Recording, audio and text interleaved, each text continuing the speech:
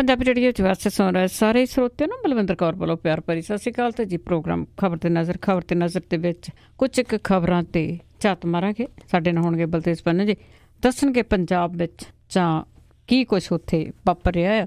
ਖਬਰਾਂ ਤੋਂ ਪਹਿਲਾਂ ਧੰਨਵਾਦ ਕਰਨਾ ਚਾਹੁੰਦੇ ਸਾਡੇ ਸਪੋਂਸਰ ਦਾ, ਜਿਨ੍ਹਾਂ ਨੇ ਇਸ ਪ੍ਰੋਗਰਾਮ ਨੂੰ ਸਪੋਂਸਰ ਕੀਤਾ। ਸਭ ਤੱਕ ਪਹੁੰਚਾ ਜੀ ਸ਼ਿਕਾਗੋ ਪੀਜ਼ਾ ਵਿਦ ਟਵਿਸਟ ਵਾਲੇ, ਜਿਨ੍ਹਾਂ ਤੋਂ ਹਰ ਇੱਕ ਤਰ੍ਹਾਂ ਦਾ veg non veg pizza order ਕਰ ਸਕਦੇ ਹੋ।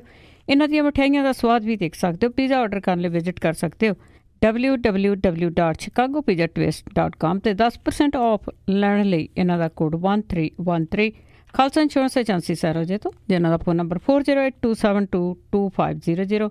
Gurdeep Singh Virdi Clovis, Ashanjeet Singh Kaloti Yuba City, Bahadar Singh Gill Fowler, Ranveer Singh Rana Bakersfield ਤੋਂ ਬਹੁਤ ਬਹੁਤ ਧੰਨਵਾਦ ਕਰਦੇ ਹਾਂ। ਪ੍ਰੋਗਰਾਮ ਨੂੰ ਸਪੋਂਸਰ ਕੀਤਾ ਸਭ ਤੱਕ ਪਹੁੰਚਾਇਆ ਜੀ। ਸਾਡੇ ਨਾਲ ਜੁੜ ਚੁੱਕੇ ਨੇ ਬਲਤੇਜ ਪੰਨੂ ਜੀ, ਸਤਿ ਸ਼੍ਰੀ ਅਕਾਲ, ਸਵਾਗਤ ਹੈ ਜੀ। ਬਹੁਤ ਮਿਹਰਬਾਨੀ। ਸਭ ਤੋਂ ਪਹਿਲਾਂ ਆਪਾਂ ਗੱਲ ਕਰਦੇ ਹਾਂ ਜੀ, ਸੁਪਰੀਮ ਕੋਰਟ ਨੇ ਸੂਬਿਆਂ ਨੂੰ DGP ਲਾਉਣ ਤੋਂ ਰੋਕਿਆ।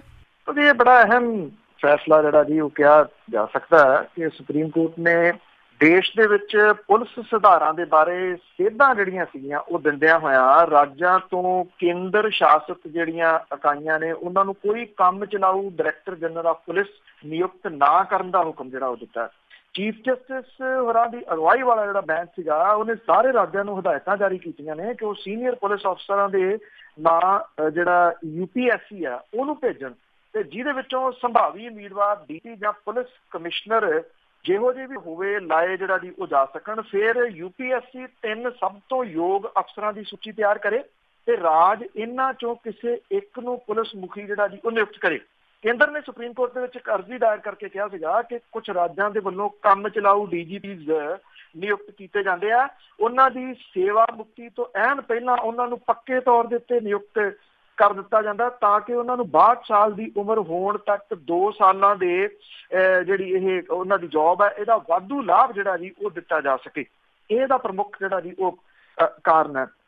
ਦੂਸਰਾ ਇਹਦਾ ਸ਼ਾਇਦ ਜਿਹੜਾ ਜੀ ਪ੍ਰਮੁੱਖ ਕਾਰਨ ਇਹ ਵੀ ਆ ਕਿ ਜਿਹਦੀ ਵੀ ਸਰਕਾਰ ਹੁੰਦੀ ਆ ਸੂਬੇ ਦੇ ਵਿੱਚ ਉਹ ਕੀ ਕਰਦਾ, ਆਪਣਾ ਮਨਪਸੰਦ ਜਿਹੜਾ ਜੀ ਉਹ DGP ਲਿਆਉਂਦਾ। ਮੈਨੂੰ ਯਾਦ ਹੈ ਕਿ ਪੰਜਾਬ ਦੇ ਵਿੱਚ ਇੱਕ ਵਾਰੀ ਇੱਕ ਦੂਜੇ ਸੂਬੇ ਤੇ ਡੈਪੂਟੇਸ਼ਨ 'ਚ ਗਏ ਵਿਅਕਤੀ ਨੂੰ DGP ਲਾਇਆ ਗਿਆ ਸੀ, ਪਰ ਕਿਉਂਕਿ ਉਹਦੀ ਜਿਹੜੀ ਸੀਨੀਅਰਿਟੀ ਸੀਗੀ ਉਹਦੇ ਤੋਂ ਮੂਹਰੇ 6 ਬੰਦੇ ਹੋਰ ਸੀਗੇ। ਉਹਨਾਂ 6 ਬੰਦੇ ਉਹ ਸਾਰੇ ਐਡੀਸ਼ਨਲ DGP ਸੀ, ਔਰ ਉਹ ਜਿਹੜੇ 6 ਸੀਗੇ ਉਹਨਾਂ ਨੂੰ ਜੀ ਪਹਿਲਾਂ DGP ਬਣਾਇਆ ਗਿਆ। ਫਿਰ ਉਹਨੂੰ ਜਿਹੜਾ ਨਾਲ ਤਰੱਕੀ ਸੀਗੀ ਕਿਉਂਕਿ 7ਵਾਂ ਨੰਬਰ ਉਹਦਾ ਆਉਂਦਾ ਸੀ, ਫਿਰ ਉਹਨੂੰ DGP ਬਣਾ ਕੇ ਜਿਹੜਾ ਸੀਗਾ ਉਹ ਲਾਇਆ ਗਿਆ। ਔਰ ਉਹਦਾ ਹੋਇਆ ਇਹ ਕਿ ਜਿਹੜੇ 6 ਸੀਗੇ ਉਹਨਾਂ ਦਾ ਵੀ ਖਰਚਾ ਸਾਰੇ ਦਾ ਸਾਰਾ ਜਿਹੜਾ ਜੀ ਉਹ ਪੈਣਾ ਸ਼ੁਰੂ ਹੋ ਗਿਆ। ਇਸ ਵੇਲੇ ਵੀ ਪੰਜਾਬ ਦੇ ਹਾਲਾਤ ਜਿਹੜੇ ਜੀ ਉਹ ਇਹੀ ਆ, ਬਾਕੀ ਸੂਬਿਆਂ ਦੇ ਵਿੱਚ ਵੀ ਇਹੀ ਕੁਝ ਜਿਹੜਾ ਜੀ ਉਹ ਕੀਤਾ ਜਾਂਦਾ। ਇਹ ਬੜਾ ਅਹਿਮ ਫੈਸਲਾ ਹੈ ਜੀ ਸੁਪਰੀਮ ਕੋਰਟ ਦਾ। ਹੁਣ ਵੇਖਣਾ ਇਹ ਹੋਊਗਾ ਕਿ ਇੰਪਲੀਮੈਂਟ ਕਿਹੜੇ ਤਰੀਕੇ ਦੇ ਨਾਲ ਕਿੰਨਾ ਕੁ ਜਿਹੜਾ ਜੀ ਉਹ ਹੁੰਦਾ, ਕਿਉਂਕਿ ਸੁਪਰੀਮ ਕੋਰਟ ਦਾ ਫੈਸਲਾ ਇੰਪਲੀਮੈਂਟ ਤਾਂ ਕਰਨਾ ਪੈਣਾ ਜੀ ਬਿਲਕੁਲ, ਨਹੀਂ ਤਾਂ ਰਾਹ ਕੋਈ ਨੀਗਾ। ਤੇ ਅੱਗੇ ਆਪਾਂ ਬਰਖਾਸਤ ਕੀਤੇ ਹੋਏ DSP ਦਲਜੀਤ ਢਿੱਲੋਂ ਦੀ ਅੱਜ ਗੱਲ ਕਰਦੇ ਹਾਂ ਤੇ ਉਸ ਦਾ 4 ਦਿਨ ਦਾ ਰਿਮਾਂਡ ਜੀ ਮੋਹਾਲੀ ਅਦਾਲਤ 'ਚ ਜਿਹੜਾ ਜੀ ਪੇਸ਼ ਕੀਤਾ। ਔਰ ਪੁਲਿਸ ਰੋਕਾਂ ਦੇ ਬਾਵਜੂਦ ਜਿਹੜਾ ਬਰਖਾਸਤ DSP ਦਲਜੀਤ ਸਿੰਘ ਢਿੱਲੋਂ ਸੀਗਾ ਉਹਨੇ ਇਹ ਗੱਲ ਆਖੀ ਕਿ ਉਹ ਨਿਰਦੋਸ਼ ਹੈ, ਔਰ ਉਹਨੇ ਕਿਹਾ ਕਿ ਉਹਦੇ ਖਿਲਾਫ ਲਾਏ ਗਏ ਸਾਰੇ ਦੋਸ਼ ਜਿਹੜੇ ਆ ਉਹ ਬੇਬੁਨਿਆਦ ਤੇ ਮਨ ਘੜਤ ਹੈ। ਜਿਹੜੇ ਮੀਡੀਆ ਵਾਲੇ ਸੀਗੇ ਜੀ ਜਦੋਂ ਇਹ ਬਰਖਾਸਤ DSP ਤੋਂ ਸਵਾਲ ਪੁੱਛ ਰਹੇ ਸੀਗੇ ਤੇ ਪੁਲਿਸ ਕਰਮਚਾਰੀ ਜਿਹੜੇ ਸੀਗੇ ਜੀ ਉਹ ਉਹਨੂੰ ਖਿੱਚ ਕੇ ਉੱਥੋਂ ਲੈ ਗਏ ਤਾਂ ਕਿ ਮੀਡੀਆ ਦੇ ਨਾਲ ਉਹ ਜ਼ਿਆਦਾ ਜਿਹੜੀ ਹੈ ਜੀ ਉਹ ਗੱਲ ਨਾ ਕਰ ਸਕੇ। ਔਰਤਾਂ ਨੂੰ ਨਸ਼ਿਆਂ ਦੇ ਵਿੱਚ ਧੱਕਣ ਦੇ ਗੰਭੀਰ ਦੋਸ਼ਾਂ ਦਾ ਸਾਹਮਣਾ ਕਰ ਰਹੇ ਜਿਹੜੇ ਬਰਖਾਸਤ DSP ਦਲਜੀਤ ਸਿੰਘ ਢਿੱਲੋਂ ਆ, ਉਹਨੂੰ ਪੰਜਾਬ ਪੁਲਿਸ ਦੇ ਸਟੇਟ ਕ੍ਰਾਈਮ ਵਿੰਗ ਨੇ ਗ੍ਰਿਫਤਾਰ ਜਿਹੜਾ ਜੀ ਉਹ ਕੀਤਾ। ਇਹਦੇ ਖਿਲਾਫ ਬੀਤੇ ਦਿਨੀ ਸਟੇਟ ਕ੍ਰਾਈਮ ਦੇ ਵਿੱਚ NDPS ਤੇ ਹੋਰ ਧਾਰਾਵਾਂ ਦੇ ਅਧੀਨ ਜਿਹੜਾ ਜੀ ਉਹ ਕੇਸ ਦਰਜ ਕੀਤਾ ਗਿਆ।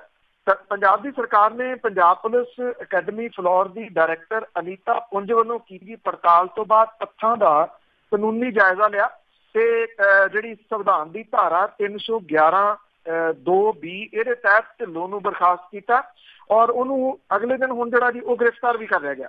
28 ਜੂਨ ਨੂੰ DSP ਨੂੰ ਲੁਧਿਆਣੇ ਦੀ ਇੱਕ ਨੂੰ ਨਸ਼ੇ ਦੇ ਵਿੱਚ ਧੱਕਣ ਦੇ ਦੋਸ਼ਾਂ ਕਰਕੇ ਮੁਅੱਤਲ ਕੀਤਾ ਗਿਆ ਸੀਗਾ। ਸਾਬਕਾ ਮੰਤਰੀ ਕਪੂਰਥਲੇ ਤੋਂ MLA ਰਾਣਾ ਗੁਰਜੀਤ ਸਿੰਘ ਨੇ ਲੜਕੀ ਨੂੰ ਨਸ਼ਿਆਂ ਵਿੱਚ ਧੱਕਣ ਵਾਲੇ ਪੁਲਿਸ ਅਫਸਰਾਂ ਖਿਲਾਫ ਸਖਤ ਕਾਰਵਾਈ ਦੀ ਮੰਗ ਕੀਤੀ ਸੀ। ਇਹ ਬੜੀ ਚਰਚਾ ਦੇ ਵਿੱਚ ਜਿਹੜੀ ਵੀ ਉਹ ਰਹੀ ਸੀ, ਜਿਹਦੇ ਵਿੱਚ ਰਾਣਾ ਗੁਰਜੀਤ ਸਿੰਘ ਹੋਰੀ ਉਹਨਾਂ ਦਾ ਬਿਆਨ ਇਹ ਬਹੁਤ ਚਰਚਿਤ ਜਿਹੜਾ ਜੀ ਉਹ ਰਿਹਾ ਕਿ ਇੱਥੇ ਕੌਣ ਸੁਣਦਾ। उस तो बाद ये कार्रवाई जिहड़ी हुई। हालांकि कुछ जिहड़े सूत्र आ जी वो ये कही जाते हैं कि राणा गुरजीत होरां ने जिहड़ा जी साजिश करके इहनूं जिहड़ा जी वो DSP नूं फसाया, पर जो कुछ कुड़ी ने जिहड़ा जी वो बयान कीता सी जां कुड़ियां ने जिहड़ा बयान कीता सीगा वो रोंगटे खड़े करन वाला जरूर सीगा। हुण 4 दिन दा जिहड़ा पुलिस रिमांड है ਇਹਦੇ ਵਿੱਚ ਵੇਖਣਾ ਇਹ ਹੋਊਗਾ ਕਿ ਪੁਲਿਸ ਜਿਹੜੀ ਹੈ ਜੀ ਉਹ ਕੀ ਕੁਝ ਕਢਵਾਉਂਦੀ ਹੈ, ਕਿਉਂਕਿ ਇਹ ਜਿਹੜਾ ਮਾਮਲਾ ਐਕਚੁਅਲੀ ਬੇਸ਼ੱਕ 376 ਜਿਹੜਾ ਰੇਪ ਕੇਸ ਆ ਉਹਦੇ ਵਿੱਚ ਗ੍ਰਿਫਤਾਰ ਕੀਤਾ ਗਿਆ। ਇਹਦੀਆਂ ਤਾਰਾਂ ਜਿਹੜੀਆਂ ਜੀ ਉਹ ਖੰਗਾਲਣ ਦੀ ਪੁਲਿਸ ਕੋਸ਼ਿਸ਼ ਕਰੂਗੀ ਕਿ ਜਿਹੜੇ ਨਸ਼ੇ ਵਗੈਰਾ ਨੇ ਜਿਹੜੇ ਇਹ ਦਿੰਦਾ ਸੀਗਾ ਉਹ ਕਿਹੜੀ ਜਗ੍ਹਾ ਤੋਂ ਆਉਂਦੇ ਸੀਗੇ। ਬੜਾ ਅਹਿਮ ਰਹੂਗਾ 4 ਦਿਨ ਦਾ ਪੁਲਿਸ ਰਿਮਾਂਡ ਜੀ। ਤੇ ਅੱਗੇ ਗੱਲ ਕਰਦੇ ਆ ਮੀਂਹ ਦੀ। ਹੁਣ ਮੀਂਹ ਇੰਨਾ ਭਾਰੀ ਪਿਆ ਪੰਜਾਬ ਦੇ ਵਿੱਚ 4 ਮੌਤਾਂ ਜੀ। ਮਾਨਸੂਨ ਜਿਹੜੀ ਆ ਇਸ ਵੇਲੇ ਸਰਗਰਮ ਹੈ। ਰਾਤ ਤੋਂ ਮੀਂਹ ਫੇਰ ਜਿਹੜਾ ਜੀ ਉਹ ਸਾਰੇ ਇਲਾਕਿਆਂ ਦੇ ਵਿੱਚ ਪੈ ਰਿਹਾ। ਸ਼ੁਕਰ ਹੈ ਕਿਤੇ ਜਿਹੜਾ ਜੀ ਮੀਂਹ ਪੈ ਰਿਹਾ, ਪਰ ਕਿਤੇ ਕਿਤੇ ਕਹਿਰ ਬਣ ਕੇ ਵੀ ਜਿਹੜਾ ਜੀ ਇਹ ਵਰਿਆ। ਅੰਮ੍ਰਿਤਸਰ ਫਿਰੋਜ਼ਪੁਰ ਜ਼ਿਲ੍ਹਿਆਂ ਦੇ ਵਿੱਚ 2 ਪਿੰਡਾਂ ਦੇ ਵਿੱਚ ਘਰਾਂ ਦੀਆਂ ਛੱਤਾਂ ਜਿਹੜੀਆਂ ਜੀ ਡਿੱਗੀਆਂ, ਜਿਹਦੇ ਕਰਕੇ 3 ਲੋਕਾਂ ਦੀ ਮੌਤ ਹੋਈ ਹੈ ਤੇ 8 ਲੋਕ ਜਿਹੜੇ ਉਹ ਜ਼ਖਮੀ ਹੋਣ ਦੀਆਂ ਖਬਰਾਂ ਨੇ। ਭਾਰੀ ਮੀਂਹ ਕਰਕੇ ਅੰਮ੍ਰਿਤਸਰ ਜ਼ਿਲ੍ਹੇ ਦੇ ਵੇਰਕਾ ਕਸਬੇ ਦੇ ਵਿੱਚ ਇੱਕ ਘਰ ਦੀ ਛੱਤ ਡਿੱਗਣ ਨਾਲ ਇੱਕ ਬੱਚੀ ਦੀ ਮੌਤ ਹੋ ਗਈ। 5 ਜਣੇ ਜਿਹੜੇ ਜੀ ਉਹ ਜ਼ਖਮੀ ਹੋਏ। ਫਿਰੋਜ਼ਪੁਰ ਜ਼ਿਲ੍ਹੇ ਦੇ ਪਿੰਡ ਖਾਈ ਫੇਮੇ ਦੇ ਵਿੱਚ ਵੀ ਇੱਕ ਘਰ ਦੀ ਛੱਤ ਜਿਹੜੀ ਡਿੱਗ ਪਈ। ਮੀਂਹ ਦੇ ਨਾਲ 2 ਲੜਕੀਆਂ ਦੀ ਮੌਤ ਜਿਹੜੀ ਹੋ ਗਈ, 3 ਜਣੇ ਜਿਹੜੇ ਉਹ ਜ਼ਖਮੀ ਹੋਏ। ਇਹ ਰੁੱਤ ਦਾ ਦੂਜਾ ਭਰਵਾਂ ਜਿਹੜਾ ਮੀਂਹ ਸੀਗਾ। ਇਹਦਾ ਭਾਵੇਂ ਦੱਖਣੀ ਪੰਜਾਬ ਦਾ ਵੱਡਾ ਹਿੱਸਾ ਜਿਹੜਾ ਜੀ ਉਹ ਸਖਣਾ ਅਜੇ ਹੈਗਾ, ਪਰ ਇਹ ਕਿਹਾ ਜਾ ਰਿਹਾ ਜੀ ਕਿ ਅੱਜ ਜਿਹੜੀ ਆ ਇਹ ਮੌਨਸੂਨ ਸਾਰੇ ਜਗ੍ਹਾ ਦੇ ਉੱਤੇ ਜਿਹੜੀ ਆ ਜੀ ਉਹ ਸਰਗਰਮ ਹੋ ਜੂਗੀ। ਹਿਮਾਚਲ ਪ੍ਰਦੇਸ਼ ਦੇ ਨਾਲ ਲੱਗਦੇ ਏਰੀਆ, ਚੰਡੀਗੜ੍ਹ ਦੇ ਨੇੜੇ ਤੇੜੇ ਭਾਰੀ ਮੀਂਹ ਜਿਹੜਾ ਜੀ ਉਹ ਪਿਆ। ਅੰਮ੍ਰਿਤਸਰ ਦੇ ਵਿੱਚ 10 ਮਿਲੀਮੀਟਰ ਜਿਹੜਾ ਜੀ ਉਹ ਮੀਂਹ ਦਰਜ ਕੀਤਾ ਗਿਆ। ਚੰਡੀਗੜ੍ਹ ਦੇ ਵਿੱਚ ਰੁੱਤ ਦਾ ਸਭ ਤੋਂ ਜ਼ਿਆਦਾ ਮੀਂਹ ਜਿਹੜਾ ਸੀਗਾ ਜੀ ਉਹ ਪਿਆ। ਮੋਹਾਲੀ, ਫਤਿਹਗੜ੍ਹ ਸਾਹਿਬ, ਖੰਨਾ, ਪਟਿਆਲਾ, ਰੋਪੜ, ਅਲਵਾਰਾ, ਪਠਾਨਕੋਟ ਸਾਰੀ ਜਗ੍ਹਾ ਦੇ ਉੱਤੇ ਜਿਹੜਾ ਜੀ ਉਹ ਮੀਂਹ ਪੈਣ ਦੀਆਂ ਖਬਰਾਂ ਨੇ। 24 ਘੰਟਿਆਂ ਦੇ ਦੌਰਾਨ ਪੰਜਾਬ ਦੇ ਵਿੱਚ ਸਾਰੀ ਜਗ੍ਹਾ ਦੇ ਉੱਤੇ ਮੀਂਹ ਜਿਹੜਾ ਜੀ ਉਹ ਪਊਗਾ। ਔਰ ਕਿਹਾ ਜਾ ਰਿਹਾ ਹੈ ਕਿ ਇਹ ਜਿਹੜੀ ਮੌਨਸੂਨ ਹੈ ਸ਼ੁੱਕਰਵਾਰ ਤੱਕ ਪ੍ਰੋਪਰ ਸਰਗਰਮ ਜਿਹੜਾ ਜੀ ਉਹ ਰਹੂਗੀ, ਔਰ ਉਸ ਤੋਂ ਬਾਅਦ ਜਿਹੜਾ ਜੀ ਅਗਲਾ ਪਤਾ ਲੱਗੂਗਾ। ਵੈਸੇ ਇਹ ਮੌਨਸੂਨ ਕਿਹਾ ਗਿਆ ਸੀਗਾ ਕੁਝ ਦਿਨ ਅਰਲੀ ਜਿਹੜੀ ਹੈ ਜੀ ਆ ਗਈ ਹੈ, ਪਰ ਅਰਲੀ ਇੱਕ ਮੀਂਹ ਪੈਣ ਤੋਂ ਬਾਅਦ ਹੁਮਸ ਬਹੁਤ ਜ਼ਿਆਦਾ ਫੇਰ ਜਿਹੜੀ ਉਹ ਹੋ ਗਈ ਸੀ। ਪਰ ਹੁਣ ਦੁਬਾਰਾ ਜਿਹੜਾ ਮੀਂਹ ਪਿਆ ਉਹਨੇ ਮੌਸਮ ਜਿਹੜਾ ਖੁਸ਼ਗਵਾਰ ਕੀਤਾ। ਜਿਹੜਾ ਝੋਨੇ ਦੀ ਲਵਾਈ ਹੈ ਜੀ ਉਹਨੇ ਤੇਜ਼ੀ ਪੂਰੀ ਜਿਹੜੀ ਆ ਉਹ ਫੜੀ ਹੋਈ ਆ, ਔਰ ਬਿਜਲੀ ਦੀ ਡਿਮਾਂਡ ਬਹੁਤ ਜ਼ਿਆਦਾ ਸੀ, ਉਹਦੇ ਵਿੱਚ ਵੀ ਕੁਝ ਕਮੀ ਜਿਹੜੀ ਹੈ ਜੀ ਉਹ ਆਈ ਹੈ, ਕਿਉਂਕਿ ਮੌਸਮ ਦੇ ਵਿੱਚ ਖਾਸਾ ਫਰਕ ਪੈ ਗਿਆ ਜੀ। ਜੀ ਬਿਲਕੁਲ। ਇੱਕ ਸਵਾਲ ਸਾਰਿਆਂ ਦਾ ਬਹੁਤ ਹੁੰਦਾ ਹੈ ਕਿ ਮੀਂਹ ਇੰਨਾ ਪੈ ਰਿਹਾ, ਪਾਣੀ ਦੀ ਘਾਟ ਸੀ, ਪਰ ਫਿਰ ਵੀ ਪਾਣੀ ਤੁਰਿਆ ਕਿਉਂ ਫਿਰਦਾ ਧਰਤੀ ਤੇ? ਐਕਚੁਅਲੀ ਜੀ ਇਹ ਹੈ ਕਿ ਜਿਹੜੀ ਪਾਣੀ ਜਿਹੜਾ ਮੀਂਹ ਦਾ ਪਾਣੀ ਹੈ ਨਾ ਜੀ ਉਹਦੇ ਵਾਸਤੇ ਕਦੀ ਸੋਚਿਆ ਹੀ ਨਹੀਂ ਗਿਆ ਕਿ ਉਹਨੂੰ ਸੰਭਾਲਣਾ ਕਿਵੇਂ ਆ। ਮੰਨ ਲਓ ਉਹਨੂੰ ਜੇ ਜਿਹੜਾ ਜੀ ਰੀਸਾਈਕਲ ਕਰਨਾ ਹੋਵੇ, ਉਹਦੇ ਥੱਲੇ ਜਿਹੜਾ ਜੀ ਉਹ ਭੇਜਣਾ ਹੋਵੇ। ਬੇਸ਼ੱਕ ਕਾਨੂੰਨ ਤਾਂ ਹੁਣ ਬਣ ਗਏ ਆ, ਜਿਹੜੀਆਂ ਵੱਡੀਆਂ ਬਿਲਡਿੰਗ ਹਾਈ ਰਾਈਜ਼ ਬਣਦੀਆਂ ਨੇ ਉਹਨਾਂ ਦੇ ਵਾਸਤੇ ਮੀਂਹ ਦਾ ਜਿਹੜਾ ਪਾਣੀ ਆ ਉਹ ਹੇਠਾਂ ਸੁੱਟਣ ਦਾ ਕੰਪਲਸਰੀ ਕੀਤਾ ਗਿਆ। ਬਹੁਤੇ ਲੋਕ ਜਿਹੜਾ ਉਹ ਕਰਦੇ ਵੀ ਨਹੀਂ ਗੇ ਕਾਨੂੰਨ, ਤੁਹਾਨੂੰ ਪਤਾ ਕਿਹੜੇ ਤਰੀਕੇ ਨਾਲ ਮੰਨਦੇ ਆ। ਇਹ ਇੱਕ ਰੀਜ਼ਨ ਜਿਹੜਾ ਜੀ ਉਹ ਹੈਗਾ। ਦੂਜਾ ਰੀਜ਼ਨ ਜਿਹੜਾ ਹੈ ਕਿ ਧਰਤੀ ਦੇ ਵਿੱਚ ਪਾਣੀ ਜੀਰਦਾ ਨੀਗਾ ਜੀ। ਉਹ ਇੱਕ ਖਲੇਪੜ ਜਿਹੜਾ ਨਾ ਉਹ ਬਣ ਗਿਆ ਕੋਈ 6-7 ਫੁੱਟ ਜਿਹੜਾ ਉਹ ਥੱਲੇ ਜਾ ਕੇ। ਇੱਕ ਤਾਂ ਜਿਹੜਾ ਪੈਲੀਆਂ ਨੂੰ ਜਿਹੜੇ ਗੰਦੇ ਨਾਲੇ ਵਗੈਰਾ ਜਾਂਦੇ ਉਹ ਤੋਂ ਕੱਢ ਕੇ ਜਿਹੜਾ ਪਾਣੀ ਲਾਇਆ ਜਾਂਦਾ ਉਹਦਾ ਖਲੇਪੜ ਬਣ ਗਿਆ। ਜਿਹੜੀਆਂ ਪੈਸਟੀਸਾਈਡ ਉਹਦਾ ਵੀ ਖਲੇਪੜ ਜਿਹੜਾ ਜੀ ਉਹ ਬਣ ਗਿਆ। ਇਹ ਖਲੇਪੜ ਜਿਹੜਾ ਜਿਹੜੇ ਮਾਹਰ ਆ ਉਹ ਦੱਸਦੇ ਆ ਕਿ 7 ਤੋਂ 8 ਇੰਚ ਮੋਟਾ। ਉਹਦੇ ਨਾਲ ਪਾਣੀ ਜਿਹੜਾ ਨਾ ਜੀ ਉਹ ਜੀਰਨੋਂ ਹਟ ਗਿਆ। ਜਦੋਂ ਸੁਲਤਾਨਪੁਰ ਲੋਧੀ ਦੇ ਵਿੱਚ ਵੇਈ ਦੀ ਜਿਹੜੀ ਸਫਾਈ ਕਰਵਾਈ ਸੀ ਬਾਬਾ ਸੀਚੇਵਾਲ ਹੋਰਾਂ ਨੇ, ਉਹਨਾਂ ਨੇ ਜਿਹੜੀ ਵੇਈ ਆ ਨਾ ਜੀ ਉਹਨੂੰ ਪੁੱਟਿਆ ਸੀਗਾ 8-8 ਫੁੱਟ ਡੂੰਘਾ ਮਸ਼ੀਨਾਂ ਦੇ ਨਾਲ ਪੁੱਟ ਕੇ, ਫਿਰ ਉਹਦੇ ਉੱਤੇ ਉਹ ਮਿੱਟੀ ਜਿਹੜੀ ਪਾਤੀ। ਉਹਦੇ ਨਾਲ ਪਾਣੀ ਜਿਹੜਾ ਸੀਗਾ ਉਸ ਏਰੀਏ ਦੇ ਵਿੱਚ ਜੀਰਨਾ ਸ਼ੁਰੂ ਹੋ ਗਿਆ ਤੇ ਵੇਈ ਤੋਂ ਤਕਰੀਬਨ 5-5 ਕਿਲੋਮੀਟਰ ਤੱਕ ਜਿਹੜਾ ਏਰੀਆ ਹੈ ਉਹਦੇ ਵਿੱਚ 5 ਤੋਂ ਲੈ ਕੇ 7 ਫੁੱਟ ਤੱਕ ਪਾਣੀ ਜਿਹੜਾ ਜੀ ਉਹ ਅੱਪ ਆ ਗਿਆ। ਇਹ ਤਰੀਕੇ ਜਿਹੜੇ ਨੇ ਨਾ ਜੀ ਉਹ ਅਪਣਾਉਣੇ ਪੈਣਗੇ। ਬਿਲਕੁਲ, ਪਾਣੀ ਸਿਮਣੋਂ ਹੀ ਹਟ ਗਿਆ ਸਾਰਾ ਕੁਛ। ਤੇ ਅੱਗੇ ਆਪਾਂ ਅਫਗਾਨ ਦੇ ਵਿੱਚ ਹੋਇਆ ਹਮਲਾ ਆ ਜਿਹੜਾ ਸਿੱਖਾਂ ਦੇ ਉੱਤੇ, ਉਸ ਦੇ ਵਿਰੋਧ ਦੇ ਵਿੱਚ ਸਿੱਖ ਜਥੇਬੰਦੀਆਂ ਦਾ ਰੋਸ ਮਾਰਚ ਕਦੀ ਜਲਾਲਾਬਾਦ ਦੇ ਵਿੱਚ ਜਿਹੜਾ ਬਹੁਤ ਬੇਰਹਿਮੀ ਦੇ ਨਾਲ ਜਿਹੜਾ ਜੀ ਹਮਲਾ ਹੋਇਆ ਸੀਗਾ। ਇਸ ਮਾਮਲੇ ਦੇ ਵਿੱਚ ਜਿਹੜੇ ਸਿੱਖ ਸੰਗਠਨ ਨੇ ਉਹਨਾਂ ਨੇ ਜਿਹੜਾ ਇੱਥੇ ਦਿੱਲੀ ਦੇ ਵਿੱਚ ਅਫਗਾਨਿਸਤਾਨ ਦਾ ਕੌਂਸਲਖਾਨਾ ਹੈ ਉੱਥੇ ਤੱਕ ਜਿਹੜਾ ਜੀ ਉਹ ਰੋਸ ਮਾਰਚ ਕੱਢਿਆ। ਅਫਗਾਨਿਸਤਾਨ ਦੇ ਰਾਜਦੂਤ ਜਿਹੜੇ HE ਸੈਦਾ ਮੁਹੰਮਦ ਅਬਦਾਲੀ ਸੀਗੇ ਉਹਨਾਂ ਦੇ ਨਾਲ ਮੁਲਾਕਾਤ ਕੀਤੀ। ਸਿੱਖ ਮਨਾਂ ਦੇ ਵਿੱਚ ਜਿਹੜਾ ਗੁੱਸਾ ਜਿਹੜਾ ਉਹ ਪਾਇਆ ਜਾ ਰਿਹਾ, ਦੁੱਖ ਜਿਹੜਾ ਜੀ ਉਹਦੇ ਤੋਂ ਜਾਣੂ ਕਰਵਾਇਆ ਗਿਆ। ਮੁਹੰਮਦ ਅਬਦਾਲੀ ਨੇ ਸਿੱਖ ਵਫਦ ਤੇ ਗੱਲਾਂ ਜਿਹੜੀਆਂ ਜੀ ਉਹ ਸੁਣੀਆਂ ਨੇ ਤੇ ਅਫਗਾਨਿਸਤਾਨ ਸਰਕਾਰ ਨੂੰ ਜਾਣੂ ਕਰਵਾਉਣ ਦਾ ਭਰੋਸਾ ਦਿੱਤਾ।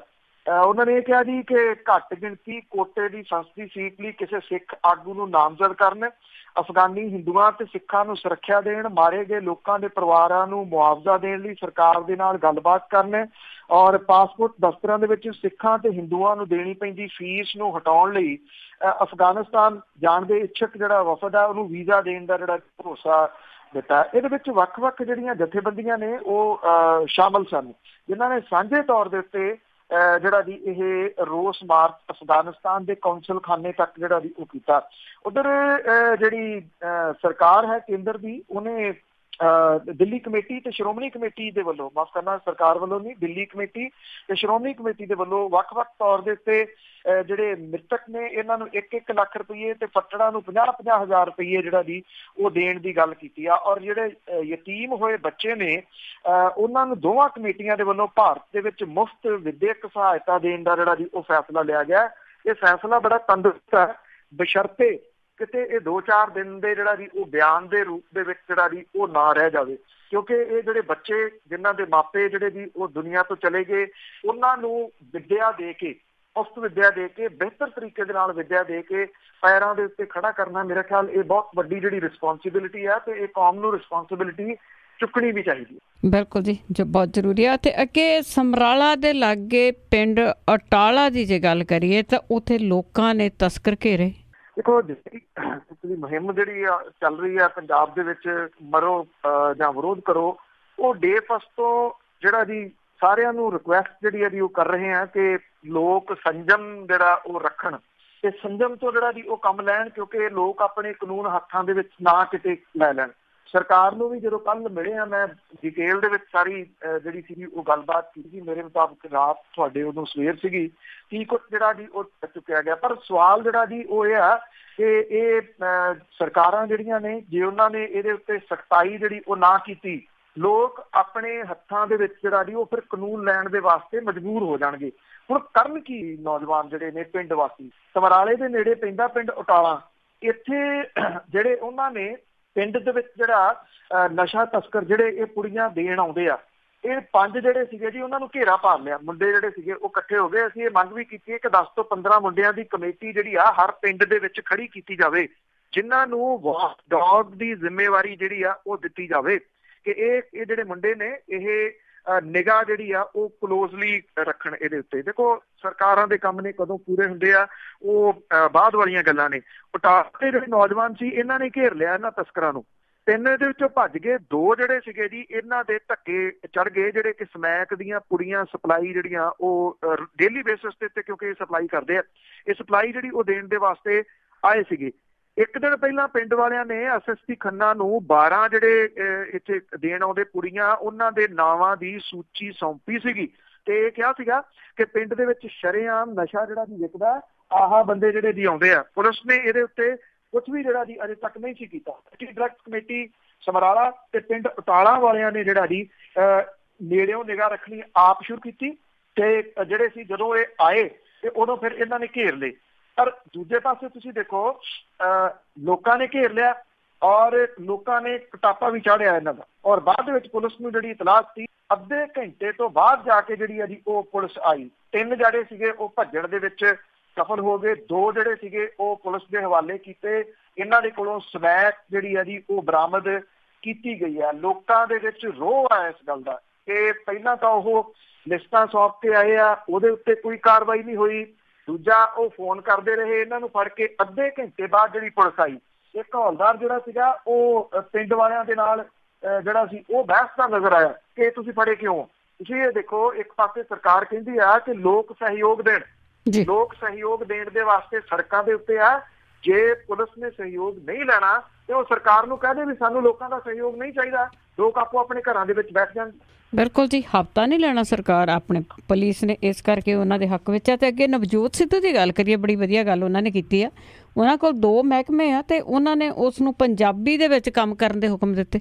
ਦੇਖੋ ਇਹ ਜਿਹੜੀ ਹੈ ਜੀ ਇਹਦੀ ਤਾਰੀਫ ਇਸ ਪੱਖੋਂ ਹੋਣੀ ਚਾਹੀਦੀ ਆ ਕਿਉਂਕਿ ਬਹੁਤ ਸਾਰੇ ਲੋਕ ਕਹਿੰਦੇ ਤਾਂ ਬਥੇਰਾ ਕੁਛ ਨੇ, ਕਾਗਜ਼ਾਂ ਦੇ ਵਿੱਚ ਬਹੁਤਾ ਕੁਛ ਜਿਹੜਾ ਜੀ ਉਹ ਹੋ ਜਾਂਦਾ, ਪਰ ਨਵਜੋਤ ਸਿੰਘ ਸਿੱਧੂ ਹੋਰਾਂ ਨੂੰ ਇਸ ਗੱਲ ਦੀ ਜਿਹੜੀ ਹੈ ਜੀ ਉਹਦਾ ਕ੍ਰੈਡਿਟ ਮਿਲਣਾ ਚਾਹੀਦਾ ਜੀ, ਉਹਨਾਂ ਨੂੰ ਸ਼ਾਬਾਸ਼ ਮਿਲਣੀ ਚਾਹੀਦੀ ਆ ਕਿ ਜਿਹੜੀ ਪੰਜਾਬੀ ਮਾਂ ਬੋਲੀ ਆ ਉਹਦੇ ਵਾਸਤੇ ਉਹਨਾਂ ਨੇ ਇਹ ਪਹਿਲ ਕਦਮੀ ਕੀਤੀ ਹੈ। 2 ਵਿਭਾਗ ਨੇ ਉਹਨਾਂ ਦੇ ਕੋਲੇ, ਸਥਾਨਕ ਸਰਕਾਰਾਂ ਦਾ ਤੇ ਸੱਭਿਆਚਾਰ ਤੇ ਸੈਰ ਸਪਾਟਾ। ਇਹਨਾਂ ਦੋਵਾਂ ਵਿਭਾਗਾਂ ਦੇ ਵਿੱਚ ਉਹਨਾਂ ਨੇ ਇਹ ਗੱਲ ਕਹੀ ਹੈ ਜੀ ਕਿ ਕੰਪਲੀਟ ਪੰਜਾਬੀ ਭਾਸ਼ਾ ਦੇ ਵਿੱਚ ਕੰਮ ਜਿਹੜਾ ਇਹਨਾਂ 2 ਵਿਭਾਗਾਂ ਦੇ ਵਿੱਚ ਹੋਊਗਾ। ਔਰ ਉਹਨਾਂ ਨੇ ਪੰਜਾਬ ਕਲਾ ਭਵਨ ਦੇ ਵਿੱਚ ਜਿਹੜਾ ਜੀ ਇਹ ਗੱਲ ਆਖੀ ਸੀਗੀ ਕਿ ਇਸ ਤਰ੍ਹਾਂ ਉਹ ਕਰਨਗੇ।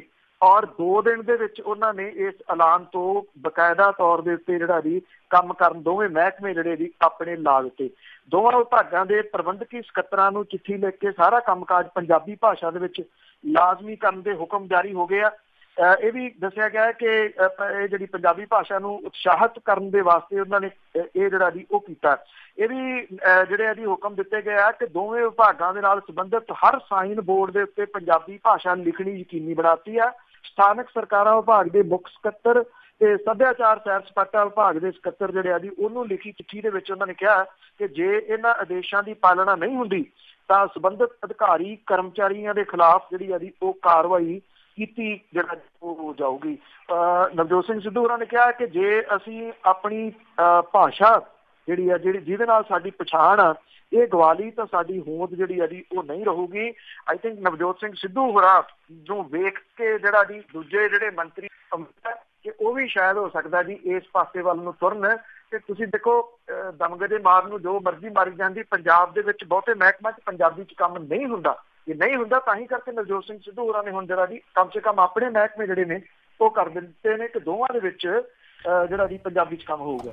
ਬਿਲਕੁਲ ਜੀ, ਪਹਿਲੀ ਸਰਕਾਰ ਵੇਲੇ ਤਾਂ ਬੰਦੇ ਵੀ ਬਾਹਰੋਂ ਲਿਆ ਕੇ ਲਾਏ ਸੀਗੇ ਜਿਨ੍ਹਾਂ ਨੂੰ ਪੰਜਾਬੀ ਨਹੀਂ ਸੀ ਆਉਂਦੀ, ਪਰ ਬਹੁਤੇ ਜਿਹੜੇ ਉਹ ਸੀਗੇ ਸਰਕਾਰ ਚਲਾਉਣ ਵਾਲੇ ਉਹਨਾਂ ਦੇ ਘਰਾਂ 'ਚ ਵੀ ਪੰਜਾਬੀ ਨਹੀਂ ਬੋਲੀ ਜਾਂਦੀ। ਤੇ ਅੱਗੇ ਤਸਕਰਾਂ ਦੀ ਜੇ ਗੱਲ ਕਰੀਏ ਤੇ ਪੰਜਾਬ ਨੂੰ ਚਿੱਟੇ ਦੀ ਮੰਡੀ ਬਣਾਇਆ। ਦੇਖੋ ਪਤਾ ਨਹੀਂ ਪੰਜਾਬ ਹੀ ਜਿਹੜਾ ਜੀ ਉਹ ਨਿਸ਼ਾਨੇ ਦੇ ਉੱਤੇ ਤੁਸੀਂ ਕਹਿ ਲਓ ਕਿ ਕਿਉਂ ਆ। ਜਿਹੜੇ ਕਾਲੇ ਤਸਕਰ ਹੈ ਉਹਨਾਂ ਵਾਸਤੇ ਚਿੱਟੇ ਦੀ ਮੰਡੀ ਜਿਹੜਾ ਜੀ ਪੰਜਾਬ ਬਣ ਗਿਆ। 150 ਵਿਦੇਸ਼ੀ ਵਪਾਰੀ ਬਣ ਕੇ ਜਿਹੜਾ ਜੀ ਇਸ ਵਪਾਰ ਦੇ ਵਿੱਚ ਕੁੱਦੇ ਆ। ਸਰਕਾਰੀ ਅੰਕੜੇ ਕਹਿੰਦੇ ਆ ਕਿ ਕਾਲੇ ਨੌਜਵਾਨਾਂ ਦੇ ਵਾਸਤੇ ਪੰਜਾਬ ਸਭ ਤੋਂ ਚੰਗੀ ਚਿੱਟੇ ਦੀ ਮੰਡੀ ਆ ਜਿੱਥੇ ਖਰੀਦਦਾਰਾਂ ਦੀ ਕੋਈ ਘਾਟ ਨਹੀਂ। ਪੰਜਾਬ ਦੀ ਪਟਿਆਲਾ, ਰੋਪੜ, ਜਲੰਧਰ ਤੇ ਅੰਮ੍ਰਿਤਸਰ ਜੇਲ੍ਹ ਦੇ ਵਿੱਚ ਨਾਈਜੀਰੀਅਨ ਜਿਹੜੇ ਸਮਗਲਰ ਆ ਉਹ ਵੱਡੀ ਗਿਣਤੀ ਦੇ ਵਿੱਚ ਆਉਣ ਲੱਗੇ ਆ। ਦਿੱਲੀ ਦਾ ਉੱਤਮ ਨਗਰ ਇਹਨਾਂ ਕਾਲੇ ਤਸਕਰਾਂ ਦਾ ਅੱਡਾ ਬਣ ਗਿਆ ਜਿੱਥੋਂ ਇਹ ਵਿਦੇਸ਼ੀ ਤਸਕਰ ਪੰਜਾਬ 'ਚ ਚਿੱਟਾ ਸਪਲਾਈ ਕਰਦੇ ਆ। ਇਹ ਤਸਕਰ ਨਾਈਜੀਰੀਆ, ਕੀਨੀਆ ਤੇ ਅਫਰੀਕਾ ਦੇ ਵਸਨੀਕ ਆ ਜਿਹੜੇ ਕਿ ਬਿਜ਼ਨਸ ਵੀਜ਼ਾ ਦੇ ਉੱਤੇ ਤੇ ਵਿਦਿਆਰਥੀ ਵੀਜ਼ੇ ਦੇ ਉੱਤੇ ਭਾਰਤ ਆਉਂਦੇ ਆ। RTI ਦੇ ਤਹਿਤ ਜਿਹੜੀ ਜਾਣਕਾਰੀ ਆ ਉਹਦੇ ਮੁਤਾਬਕ ਰੋਪੜ ਜੇਲ੍ਹ ਦੇ ਵਿੱਚ ਅਪ੍ਰੈਲ 17 ਤੋਂ ਹੁਣ ਤੱਕ 22 ਕਾਲੇ ਤਸਕਰ ਜਿਹੜੇ ਆ ਜੀ ਉਹ ਆ ਚੁੱਕੇ ਆ। ਇਹਦੇ ਵਿੱਚੋਂ ਬਹੁਤੇ ਜਿਹੜੇ ਜੀ ਉਹ ਇੱਥੇ ਹੀ ਹੈਗੇ। ਇਹਨਾਂ ਚੋਂ ਸਿਰਫ ਇੱਕ ਕੀਨੀਆ ਦਾ ਜਦੋਂ ਕਿ ਬਾਕੀ ਨਾਈਜੀਰੀਅਨ ਹੈ। ਸਾਰਿਆਂ ਦੇ ਉੱਤੇ NDPS ਐਕਟ ਦੇ ਤਹਿਤ ਕੇਸ ਦਰਜ ਹੈ। ਜੂਲੀਅਟ ਨਾਂ ਦੀ ਨਾਈਜੀਰੀਅਨ ਕੁੜੀ ਵੀ ਰੋਪੜ ਜੇਲ੍ਹ ਦੇ ਵਿੱਚ ਬੰਦ ਹੈ। ਇਹਨਾਂ ਤਸਕਰਾਂ ਦੇ ਵਿੱਚ ਸਭ ਤੋਂ ਛੋਟੀ ਉਮਰ ਦਾ ਦੁਮੀਲੈਲਾ ਸੈਮੂਅਲ ਜਿਹੜਾ 22 ਸਾਲਾਂ ਦਾ ਹੈ। ਨਸ਼ੇ ਦੇ ਕਾਰੋਬਾਰ ਦੇ ਵਿੱਚ ਪੈਣ ਵਾਲੇ ਬਹੁਤੇ ਨਾਈਜੀਰੀਅਨ ਜਿਹੜੇ ਆ 25 ਤੋਂ 40 ਸਾਲ ਦੀ ਉਮਰ ਦੇ ਆ। ਰੋਪੜ ਜੇਲ੍ਹ ਦੇ ਵਿੱਚ ਸਾਲ 18 ਦੇ ਵਿੱਚ 15 ਨਾਈਜੀਰੀਅਨ ਨਸ਼ਾ ਤਸਕਰੀ ਦੇ ਕਰਕੇ ਆਏ। ਮੋਹਾਲੀ ਪੁਲਿਸ ਦੇ ਵੱਲੋਂ ਜਨਵਰੀ 18 ਤੋਂ ਹੁਣ ਤੱਕ 18 ਨਾਈਜੀਰੀਅਨ ਜਿਹੜੇ ਆ ਜੀ ਉਹ ਸਮਗਲਿੰਗ ਦੇ ਦੋਸ਼ ਫੜੇ ਜਾ ਚੁੱਕੇ ਆ ਜੀ। ਪਟਿਆਲੇ ਦੀ ਜੇਲ੍ਹ ਦੇ ਵਿੱਚ ਇਕੱਲੇ ਸਾਲ 18 ਦੇ ਵਿੱਚ 13 ਨਾਈਜੀਰੀਅਨ ਤੇ ਅਫਰੀਕਨ ਆਏ। ਪਟਿਆਲਾ ਜੇਲ੍ਹ ਦੇ ਵਿੱਚ 5 ਨਾਈਜੀਰੀਅਨ ਲੜਕੀਆਂ ਵੀ ਜਿਹੜੀਆਂ ਬੰਦ ਹੈ। ਔਰ ਜਲੰਧਰ ਦੀ ਜਿਹੜੀ ਕਪੂਰਥਲਾ ਜੇਲ੍ਹ ਹੈ, ਜੇਲ੍ਹ ਦੇ ਵਿੱਚ 10 ਕਾਲੇ ਤਸਕਰ ਜਿਹੜੇ ਉਹ ਬੰਦ ਹੈ। ਇਹਨਾਂ ਚੋਂ 5 ਨਾਈਜੀਰੀਅਨ, 2 ਜਾਂਬੀਆ ਤੇ ਰਵਾਂਡਾ, ਕੀਨੀਆ ਤੇ ਦੱਖਣੀ ਅਫਰੀਕਾ ਦਾ ਇੱਕ ਤਸਕਰ ਜਿਹੜਾ ਜੀ ਉਹ ਸ਼ਾਮਲ ਹੈ। ਇਸੇ ਤਰੀਕੇ ਨਾਲ ਬਠਿੰਡਾ ਜੇਲ੍ਹ ਦੇ ਵਿੱਚ ਵੀ 2 ਨਾਈਜੀਰੀਅਨ ਜਿਹੜੇ ਜੀ ਉਹ ਬੰਦ ਨੇ। ਇਹ ਸਾਰਿਆਂ ਦੇ ਵਾਸਤੇ ਮੰਡੀ ਜਿਹੜੀ ਹੈ ਨਾ ਜੀ ਉਹ ਇਹ ਪੰਜਾਬ ਹੀ ਬਣਿਆ ਹੈ। ਬਿਲਕੁਲ ਜੀ, ਮੋਰੇ ਵੇਚਣ ਵਾਲੇ ਵੀ ਪੰਜਾਬੀ ਰੱਖੇ ਹੋਣੇ ਉਹਨਾਂ ਨੇ। ਤੇ ਮੋਗੇ ਦੇ SSP ਰਾਜੀਤ ਦੀ ਗੱਲ ਕਰੀਏ, ਉਸ ਦੀ ਬਦਲੀ ਤੇ ਹੋ ਗਈ ਆ ਪਰ ਵਿਵਾਦ ਅਜੇ ਵੀ। ਬਿਲਕੁਲ ਜੀ, ਜਿਹੜਾ ਰਾਜੀਤ ਸਿੰਘ ਹੈ ਉਹਦੇ ਨਾਲ ਵਿਵਾਦ ਨਵੇਂ ਨਹੀਂ ਜੁੜੇ, ਦੇਰ ਤੋਂ ਜਿਹੜੇ ਆ ਜੀ ਉਹ ਚੱਲ ਰਹੇ ਆ। ਇੱਥੋਂ ਵੀ ਯਾਦ ਹੋਣਾ ਉਹਦੀ ਬੇਟੀ ਨੇ ਜਦੋਂ MBBS ਦੇ ਵਿੱਚ ਦਾਖਲਾ ਲੈਣਾ ਸੀਗਾ ਇੱਕ ਸਰਟੀਫਿਕੇਟ ਬਣ ਗਿਆ ਸੀਗਾ ਕਿ ਉਹਦਾ ਜਿਹੜਾ ਪਿਓ ਆ ਉਹ ਅੱਤਵਾਦੀਆਂ ਦੇ ਨਾਲ ਲੋਹਾ ਲੈਂਦਿਆਂ ਮਾਰਿਆ ਗਿਆ। ਇਹ ਵੀ ਉਹਦੇ ਨਾਲ ਹੀ ਵਿਵਾਦ ਜਿਹੜਾ ਉਹ ਜੁੜਿਆ ਸੀਗਾ। ਪਿਛਲੇ ਦਿਨਾਂ ਤੋਂ ਜਿਹੜੇ ਨਸ਼ਿਆਂ ਵਾਲੇ ਮਾਮਲੇ ਦੇ ਵਿੱਚ ਵੀ ਵਿਵਾਦ ਜਿਹੜੇ ਆ ਜੀ ਉਹ ਚੱਲਦੇ ਰਹੇ ਆ। ਹੁਣ ਬੇਸ਼ੱਕ ਰਾਜਜੀਤ ਸਿੰਘ ਹੋਰਾਂ ਦਾ ਤਬਾਦਲਾ ਤਾਂ ਜਿਹੜਾ ਜੀ ਉਹ ਹੋ ਗਿਆ ਪਰ ਜਿਹੜੇ ਵਿਵਾਦ ਆ ਉਹ ਨਾਲ ਦੀ ਨਾਲ ਉਹਦੇ ਚੱਲੀ ਜਾ ਰਹੇ ਆ। ਮੋਗੇ ਦੇ ਵਿੱਚ ਤਾਇਨਾਤ ਕੀਤੇ ਗਏ SSP ਦਾ ਮਾਮਲਾ ਵੀ ਕੈਪਟਨ ਅਮਰਿੰਦਰ ਸਿੰਘ ਹੋਰਾਂ ਦੇ ਦਰਬਾਰ ਤੱਕ ਜਿਹੜਾ ਜੀ ਉਹ ਪਹੁੰਚ ਗਿਆ। ਸੀਨੀਅਰ ਪੁਲਿਸ ਅਧਿਕਾਰੀ ਜਿਹੜੇ ਆ ਜੀ ਉਹ ਕਹਿੰਦੇ ਆ ਕਿ ਰਾਜਜੀਤ ਸਿੰਘ ਨੇ ਸਰਕਾਰ ਦੇ ਵੱਲੋਂ ਕੀਤੀ ਜਾਣ ਵਾਲੀ ਵੱਡੀ ਕਾਰਵਾਈ ਤੋਂ ਬਚਣ ਦੇ ਵਾਸਤੇ ਭੱਜ ਨੱਠ ਸ਼ੁਰੂ ਕਰ ਦਿੱਤੀ ਹੈ। ਇੱਕ ਸੀਨੀਅਰ ਜਿਹੜਾ ਪੁਲਿਸ ਅਧਿਕਾਰੀ ਹੈ ਜੀ ਉਹ ਕਹਿੰਦਾ ਕਿ 2 ਉੱਚ ਪੁਲਿਸ ਅਧਿਕਾਰੀਆਂ ਦੇ ਵੱਲੋਂ ਮੋਗੇ ਦੇ ਸਾਬਕਾ ਪੁਲਿਸ ਮੁਖੀ ਨੂੰ ਬਰਖਾਸਤੀ ਵਰਗੀ ਕਾਰਵਾਈ ਤੋਂ ਬਚਾਉਣ ਲਈ ਜ਼ੋਰ ਅਜ਼ਮਾਈ ਜਿਹੜੀ ਆ ਉਹ ਜਾ ਰਹੀ ਹੈ। ਔਰ ਇੱਕ ਸੀਨੀਅਰ ਮੰਤਰੀ, ਕਿਉਂਕਿ ਸਾਹਮਣੇ ਤਾਂ ਨਹੀਂ ਆਉਂਦੇ ਪਰ ਉਹ ਦੱਸਦੇ ਨੇ ਕਿ ਮੁੱਖ ਮੰਤਰੀ ਕੈਪਟਨ ਅਮਰਿੰਦਰ ਸਿੰਘ ਹੋਰਾਂ ਨੇ ਵਜ਼ਾਰਤੀ ਮੀਟਿੰਗ ਦੇ ਦੌਰਾਨ ਐਲਾਨ ਕੀਤਾ ਸੀਗਾ ਕਿ ਰਾਜਜੀਤ ਸਿੰਘ ਤੇ ਡੀਐਸਪੀ ਦਲਜੀਤ ਸਿੰਘ ਢਿੱਲੋਂ ਨੂੰ ਬਰਖਾਸਤ ਕੀਤਾ ਜਾਊਗਾ। ਕੁਝ ਘੰਟਿਆਂ ਤੋਂ ਬਾਅਦ ਡੀਐਸਪੀ ਢਿੱਲੋਂ ਤੇ ਇੱਕ ਹੌਲਦਾਰ ਇੰਦਰਜੀਤ ਸਿੰਘ ਨੂੰ ਤਾਂ ਬਰਖਾਸਤ ਕਰਤਾ, ਜਦੋਂ ਕਿ ਰਾਜਜੀਤ ਸਿੰਘ ਦੇ ਮਾਮਲੇ ਦੇ ਵਿੱਚ ਤਬਾਦਲੇ ਤੋਂ ਬਾਅਦ ਹਿਲਜੁਲ ਅਜੇ ਜਿਹੜੀ ਹੈ ਜੀ ਉਹ ਦਿਖਾਈ ਨਹੀਂ ਦੇ ਰਹੀ। ਪੰਜਾਬ ਪੁਲਿਸ ਦੇ ਅਧਿਕਾਰੀ ਮੰਨਦੇ ਆ ਕਿ ਰਾਜਜੀਤ ਦਾ ਨਾਮ ਵਿਵਾਦਾਂ ਦੇ ਨਾਲ ਜੁੜਦਾ ਰਿਹਾ। ਸੱਤਾ ਤਬਦੀਲੀ ਤੋਂ ਬਾਅਦ ਕੈਪਟਨ ਸਰਕਾਰ ਦੇ ਪੁਲਿਸ ਅਧਿਕਾਰੀਆਂ ਦੀ ਤਬਾਦਲਿਆਂ ਵਾਲੀ ਸੂਚੀ ਦੇ ਵਿੱਚ ਰਾਜਜੀਤ ਸਿੰਘ ਨੂੰ ਖੰਨਾ ਪੁਲਿਸ ਜ਼ਿਲ੍ਹੇ ਦਾ ਐਸਐਸਪੀ ਲਾਇਆ ਗਿਆ। ਜਦੋਂ ਰੌਲਾ ਪੈ ਗਿਆ ਤਾਂ ਜਲੰਧਰ ਕਮਿਸ਼ਨਰੇਟ ਦੇ ਵਿੱਚ ਡਿਪਟੀ ਕਮਿਸ਼ਨਰ ਆਫ ਪੁਲਿਸ ਜਿਹੜਾ ਦੀ ਉਹ ਲਾਤਾ। ਕੁਝ ਦਿਨਾਂ ਬਾਅਦ ਮੋਗੇ ਦਾ ਐਸਐਸਪੀ ਲਾਇਆ ਗਿਆ।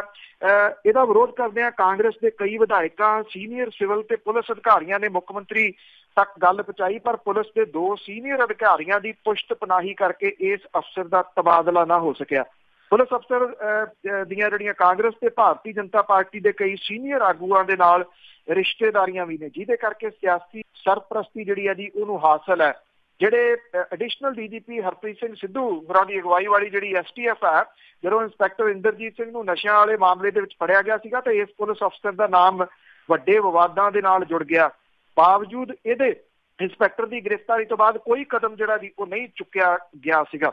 ਹੁਣ ਦੂਜੇ ਪਾਸੇ ਇਹ ਵੀ ਜਿਹੜਾ ਜੀ ਇਹ ਕਿਹਾ ਜਾ ਰਿਹਾ ਹੈ ਕਿ ਜਿੱਥੇ ਇਹਨੂੰ ਪੁਸ਼ਤ ਪਨਾਹੀ ਜਿਹੜੀ ਮਿਲ ਰਹੀ ਹੈ ਕੁਝ ਸੀਨੀਅਰ ਅਫਸਰਾਂ ਦੀ ਤੇ ਕੁਝ ਇਹਦੇ ਜਿਹੜੇ ਅੰਦਰ ਬੈਠੇ ਵਿਅਕਤੀ ਨੇ ਪੋਲੀਟੀਸ਼ੀਅਨ, ਉਹਦੇ ਨਾਲ ਕੁਝ ਜਿਹੜੇ ਪੋਲੀਟੀਸ਼ੀਅਨ ਆ ਉਹ ਇਹਦਾ ਸਖਤ ਵਿਰੋਧ ਵੀ ਕਰ ਰਹੇ ਆ। ਔਰ ਮੁੱਖ ਮੰਤਰੀ ਦੇ ਉੱਤੇ ਲਗਾਤਾਰ ਦਬਾਅ ਜਿਹੜਾ ਜੀ ਉਹ ਬਣਿਆ ਹੋਇਆ ਕਿ ਸਖਤ ਕਾਰਵਾਈ ਜਿਹੜੀ ਰਾਜਜੀਤ ਸਿੰਘ ਦੇ ਖਿਲਾਫ ਕੀਤੀ ਜਾਵੇ। ਸੰਭਾਵੀ ਰੂਪ ਦੇ ਵਿੱਚ ਕਿਹਾ ਜਾ ਰਿਹਾ ਕਿ ਇਹ ਕਾਰਵਾਈ ਕਿਸੇ ਸਮੇਂ ਵੀ ਜਿਹੜੀ ਆ ਉਹ ਹੋ ਸਕਦੀ ਆ। ਬੇਸ਼ੱਕ ਉਹ ਹੱਥ ਪੈਰ ਤਾਂ ਜਿਹੜੇ ਜੀ ਉਹ ਬਹੁਤ ਮਾਰ ਰਿਹਾ। ਬਿਲਕੁਲ ਜੀ, ਹੋਣੀ ਵੀ ਚਾਹੀਦੀ ਆ। ਬਹੁਤ ਬਹੁਤ ਧੰਨਵਾਦ ਬਲਤੇਜ ਪੰਨੂ ਜੀ। ਮਿਹਰਬਾਨੀ ਜੀ, ਧੰਨਵਾਦ ਜੀ, ਸਤਿ ਸ਼੍ਰੀ ਅਕਾਲ। ਸਤਿ ਸ਼੍ਰੀ ਅਕਾਲ ਜੀ। ਤੇ ਸਰੋਤੇ ਸਨ ਬਲਤੇਜ ਪੰਨੂ ਜੀ ਸਾਡੇ ਨਾਲ ਜੁੜਦੇ ਨੇ ਖਬਰਾਂ। ਹੁਣ ਇਸੇ ਦੇ ਨਾਲ ਸਾਡਾ ਅੱਜ ਦਾ ਬੁਲਟਨ ਇੱਥੇ ਸਮਾਪਤ। ਬਲਵਿੰਦਰ ਕੌਰ ਵੱਲੋਂ ਆਪ ਸਭ ਨੂੰ ਪਿਆਰ ਭਰੀ ਸਤਿ ਸ਼੍ਰੀ ਅਕਾਲ।